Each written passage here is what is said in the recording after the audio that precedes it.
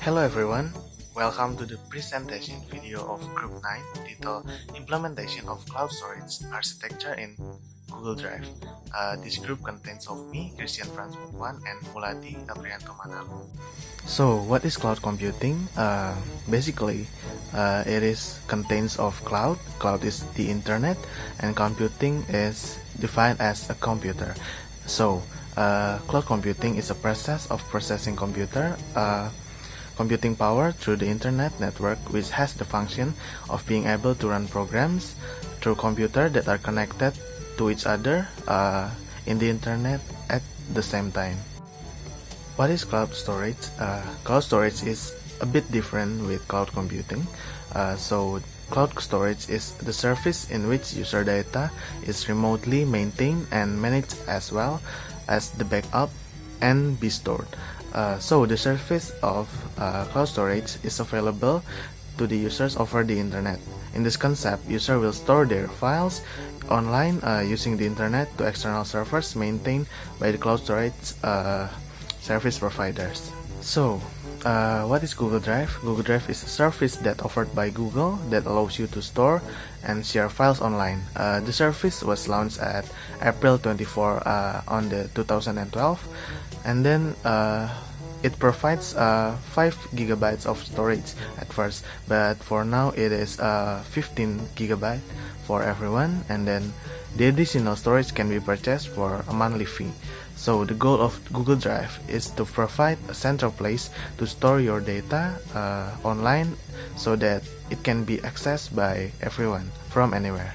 So Google Drive is basically displays as a typical client-server model. It, in the server side, provide a service-based access to the application data for the users.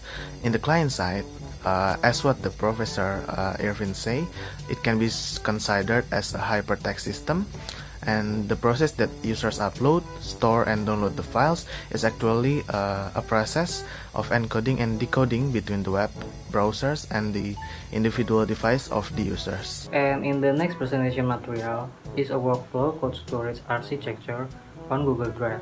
As we can see in the picture, client A uploads chunk to code storage. Client A updates metadata and commits change in metadata DB using the metadata server. The clients get confirmation and notification are sent to other device of the same user. Other device receive metadata change and download update chunk from cloud storage.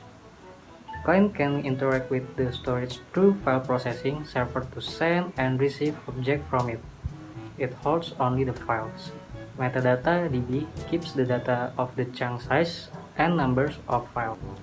And then we have advantages of Google Drive. First is access your files everywhere. Google Drive stores your files in their server and you can access them no matter where you are as long as you are able to access internet. And second one is you can edit and make changes to the files. Google Drive gives you instant access to Google Docs, a suite of editing tools that allow you to edit and make changes to your files. And next is able to access with various devices. You can simply access to Google Drive and access your files anytime and anywhere as long as you have device on hand with network. It is accessible with various devices such as PC, Mac, iPhone, iPad, and Android device. And next is view any types of file. Google Drive can open any type for a file such as HD video, Adobe Illustrator, and Photoshop. There are up to 30 file types in your browser. The best thing is that you don't have to install or on this file type in your PC. And last is 15 GB free disk space. You can get started with 15 GB of disk space. It's free.